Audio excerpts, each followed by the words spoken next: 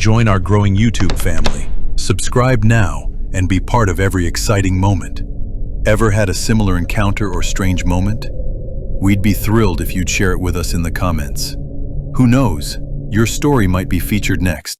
In the chilling depths of October 30th, 2025, as the clock ticked past 2300 hours, our team embarked on an investigation that would forever haunt our waking moments. We were approximately 2 kilometers from the rumored location of Fort Despair, a place steeped in centuries of local folklore, whispered to be a nexus of unspeakable evil. The GPS signal, a lifeline in the oppressive darkness of the dense forest, was intermittent, and the air itself felt different, colder, heavier, even before we reached our destination. The only sounds were the crunch of leaves underfoot and the heavy breathing of our team, a stark counterpoint to the distant hoot of an owl and the incessant chirping of crickets. Our powerful flashlights cut through the mist, revealing ancient, gnarled trees that twisted into grotesque, almost sentient shapes. This was the beginning of our descent into the unknown. For centuries, Fort Despair had been painted as a place of unspeakable evil, a hub of forgotten cults, dark rituals, and sacrifices. Our preliminary research had uncovered a disturbing pattern of disappearances in the surrounding area, particularly around the autumnal equinox. While much of it remained anecdotal, the sheer volume and consistency of these accounts demanded a thorough investigation. We were about to find out why. As we pressed deeper into the forest, the wind began to whistle through the trees, carrying with it faint, almost imperceptible whispers. The camera, held by Mark, our documentarian, continued to move, the forest canopy occasionally parting to reveal glimpses of a massive, dark structure looming in the distance. It was a silhouette against the barely visible, moonless sky, its crumbling walls jagged like broken teeth. The mist seemed to cling to it, giving it an ethereal, menacing quality. A faint, uneasy whisper is heard. Sarah, our tech specialist, whispered to herself that the place already gave her the creeps. Her equipment, she noted, was acting up, with the thermal camera's battery draining at an alarming rate, even before we had set up. Dr. Vance, our lead investigator, calmly inquired if these were anomalies or merely the cold. Sarah insisted it was too fast for just the cold, and the static on her audio recorder was not normal. It was a low hum, almost a whisper. As Mark panned the camera back to the fort, the whispers seemed to intensify slightly, almost like a collective sigh. For a fleeting moment, a brief shadow moved across one of the fort's broken archways, gone before Mark could focus. He questioned if anyone else had seen it, and the team stopped, looking towards the fort. Father Michael, our spiritual advisor, raised his crucifix slightly, his deep, resonant voice confirming our fears. We are not alone. The air is thick with malevolence. We stood before a massive rotting wooden gate, partially ajar, the air thick with the sound of creaking stone, dripping water, and a distant guttural growl. The camera focused on the intricate, disturbing carvings on the ancient stone archway above it, grotesque faces, twisted figures and symbols that seemed to writhe in the dim light. Dr. Vance, ever the academic, ran a gloved hand over one of the carvings, noting that these were not merely decorative, but a form of ancient sigil magic, designed to invoke or bind entities. The craftsmanship, she observed, suggested a level of dedication beyond mere superstition. Sarah, pulling out her specialized EMF meter, watched as it immediately began to spike, emitting a high-pitched whine, the needle jumping erratically. This, she declared, was not residual energy. This was active. Mark's camera captured Father Michael stepping forward, sprinkling holy water onto the gate. As the water touched the wood, a faint hissing sound was heard, and a wisp of dark, almost smoky vapor seemed to rise from the surface before dissipating. Father Michael, solemn, declared, In nomine Patris, et Filii, et Spiritus Sancti. Amen. This place is a wound, a gateway. The growl intensified, closer now, echoing from within the fort. The camera quickly panned to the dark opening of the gate. A sudden, cold gust of wind rushed out, extinguishing Dr. Vance's headlamp and causing Mark's camera to momentarily glitch. The screen filled with static. When it cleared, the growl was gone, replaced by an unsettling silence. Mark, his voice trembling, questioned what that was. Dr. Vance, readjusting her headlamp, her voice now slightly less composed, simply stated, Just the wind. Let's proceed. Cautiously. We entered a vast, overgrown courtyard, our footsteps echoing in the oppressive darkness. The camera struggled to capture the full scope of the gloom, but the crumbling walls rose high on all sides, silhouetted against the faint glow of distant town lights. In the center, a large circular stone altar stood, covered in what appeared to be dried, dark stains. Around it, smaller, crudely fashioned totems were arranged in a disturbing pattern. The air in the courtyard was suffocating. It felt as though every shadow held a secret, every whisper carried a threat. That altar, in particular, radiated something ancient and foul. Dr. Vance approached it, her thermal camera scanning its surface, revealing significant cold spots, even colder than the ambient temperature. She noted the anomalous thermal signature, consistent with a significant energy drain, and observed that the stains appeared to be organic and recent. As Sarah set up a stationary night vision camera near the entrance, she suddenly cried out, pointing towards one of the crumbling walls. Mark's camera zoomed in on the spot Sarah indicated. For a split second, a dark, humanoid shape seemed to coalesce in the shadows, then dissipated like smoke. The chanting, previously almost imperceptible, seemed to grow slightly louder, more distinct, though still distant. Father Michael urgently commanded us to stay together, to not stray from the light. We moved into a narrow, winding corridor, the walls damp and slick with moisture. The air grew heavier, colder, filled with the sound of dripping water, echoing footsteps, and faint, distorted whispers that grew louder with every step. Mark's camera beam danced across the rough-hewn stone, revealing crude, disturbing drawings etched into the walls, stick figures engaged in ritualistic acts, horned beasts, and inverted crosses. The corridors were a maze, every turn a descent into something deeper, something older. The whispers were no longer just in our heads, they were all around us. Sarah's audio recorder began to pick up distinct voices amidst the static, low and guttural, speaking in an unknown tongue. She held the recorder up, her face a mixture of fear and fascination, confirming that she was getting clear EVPs, ancient and demonic. Dr. Vance, holding her EMF meter, pointed it down a side passage. The meter spiked violently, its whine becoming a shriek. A sudden, intense cold spot washed over the team, causing us to shiver violently, our breath visible in the frigid air. Dr. Vance, teeth chattering, declared that the temperature had dropped 20 degrees in an instant, beyond any natural phenomenon. As the cold intensified, Mark's camera lens began to fog. He tried to wipe it, but the fog persisted. Through the blurry lens, a dark, fleeting shape seemed to dart across the end of the corridor. A faint, sickeningly sweet odor, like decaying meat and sulfur, filled the air. Mark, coughing, his voice strained, questioned the smell. Father Michael, eyes wide and clutching his crucifix tightly, confirmed it was a manifestation, growing stronger. We reached a heavy, rusted iron door, set deep into the stone wall.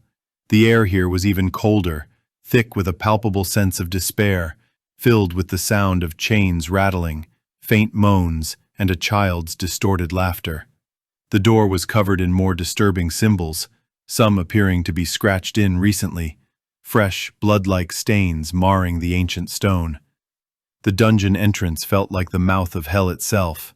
The sounds coming from behind that door were inhuman, Sarah's audio recorder was now picking up clear, distinct sounds of chains rattling, faint moans, and most disturbingly, a child's distorted, mocking laughter.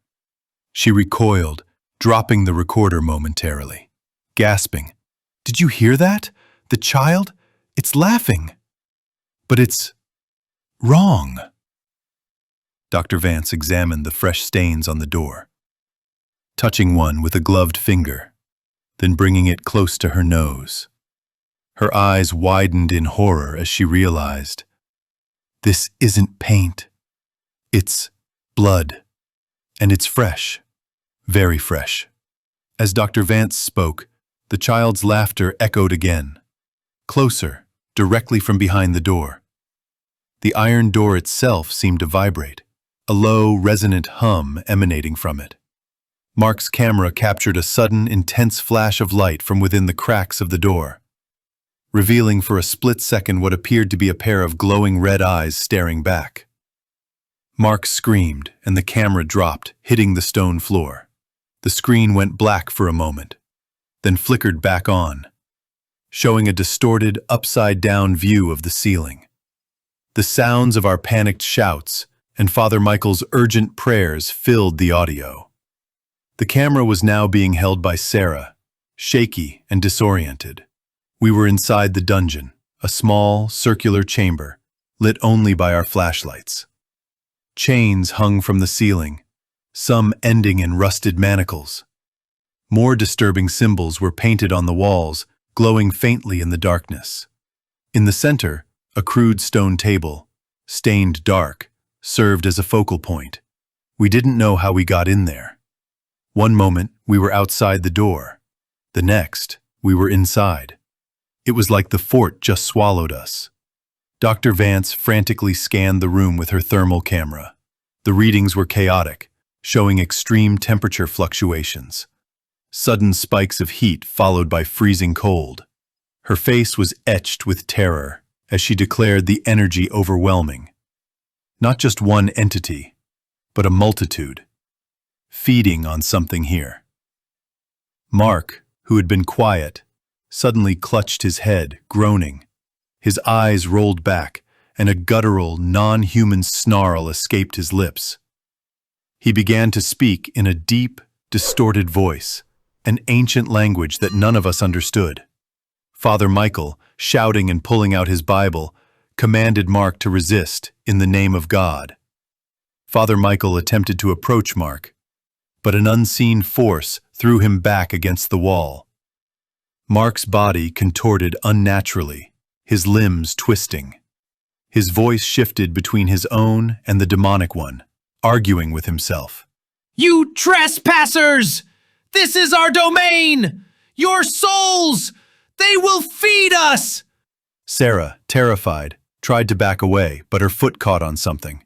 She fell, and her camera spun, capturing a brief, horrifying glimpse of a shadow figure, standing directly behind Mark, its form vaguely humanoid, but with elongated limbs and glowing red eyes. The image was blurry, but undeniably there, with the camera now back with Mark, though his movements were jerky and uncoordinated. We were clearly struggling against the entity possessing him. The team was trying to escape the dungeon, but the corridors seemed to shift and change, leading us in circles. The fort itself seemed alive, groaning and creaking around us, filled with the sound of frantic running, screams, and demonic laughter. Dr. Vance, shouting and out of breath, urged us to get out, declaring that the fort was actively trying to keep us there. As we ran, symbols on the walls began to glow with an eerie red light. The air filled with the stench of sulfur. Sarah's audio recorder emitted piercing shrieks, and her walkie-talkie crackled with distorted voices, seemingly mocking us. Sarah, desperate, cried out that her equipment was frying, that she couldn't get a signal out, that we were trapped. Father Michael, still struggling to perform an exorcism on Mark, was losing ground. Mark's possessed form was stronger, faster. He lunged at Father Michael, his eyes burning red. Dr. Vance intervened, pushing Mark away, but he retaliated with unnatural strength. throwing her against a wall. Father Michael, weakly, stated that the entity was too powerful, and we must sever its connection to this place. Mark's camera, still recording, captured a brief shot of a large, circular symbol on the dungeon floor, glowing intensely. It was the same symbol seen on the altar in the courtyard, but larger, more intricate, and pulsing with dark energy. The camera was now stationary, dropped by Mark during his struggle, pointed towards the glowing symbol on the dungeon floor. Dr. Vance, bruised but determined, crawled towards it. Father Michael, recovering, struggled to his feet, his face grim. Dr. Vance, gasping, realized the symbol was a focal point, drawing power from the fort itself. Mark, fully possessed, stood over the glowing symbol, his body contorting into grotesque shapes. His voice was now a chorus of demonic whispers and roars. He began to chant in the ancient language, and as he did, the fort shook violently.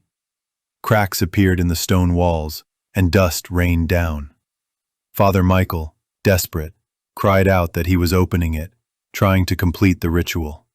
Sarah, despite her fear, noticed something on the wall near the symbol, a hidden lever, almost indistinguishable from the stone. She pointed to it, her voice hoarse, identifying it as a release. Dr. Vance, seeing the lever, lunged for it. Mark, sensing her intention, let out a deafening roar and lunged at her. Father Michael threw himself in front of Dr. Vance, buying her precious seconds. The camera captured the struggle. Father Michael, a man of faith, battling a demonic entity in the body of his friend. Dr. Vance reached the lever and pulled it with all her might. With a grinding, ancient sound, a section of the dungeon floor slid open, revealing a gaping black abyss beneath. A blast of frigid air, smelling of decay and something indescribably ancient, rushed out. The glowing symbol on the floor flickered violently. "No, you fools. You have no idea what you've done." The entity possessing Mark screamed, a sound of pure anguish and rage. Mark's body convulsed, and he collapsed onto the floor, unconscious. The glowing symbol on the floor dimmed, then extinguished completely. The fort stopped shaking. An unsettling silence descended. The camera was now back with Sarah, who was supporting a dazed and weakened Mark. Dr. Vance and Father Michael were helping them. We were outside the fort, stumbling through the forest, clearly traumatized. The fort loomed behind us, dark and silent, but somehow more menacing than before. Dr. Vance, her voice hoarse and shaken, explained that we managed to get Mark out, that he was alive, but not the same. He remembered nothing of what happened inside. The authorities were on their way, but what could we tell them? How could we explain this? The camera panned to Mark's face. His eyes were vacant, distant. He shivered, even though the air was no longer freezing. A faint, almost imperceptible symbol, identical to one of the ancient sigils from the fort, could be seen faintly etched on his neck, just beneath his ear. Sarah, whispering, questioned if we truly closed the gateway, if we stopped it. What if, she wondered, we just opened something else? What if it wasn't over? The camera slowly zoomed in on the fort. A single, faint red light flickered in one of the highest windows, then disappeared. The whispers, previously faint, seemed to return, carried on the wind, almost like a chorus of triumphant, malevolent voices. The screen went to black, and Mark's distorted, barely audible voice, overlapping with the whispers, echoed, "They will feed us."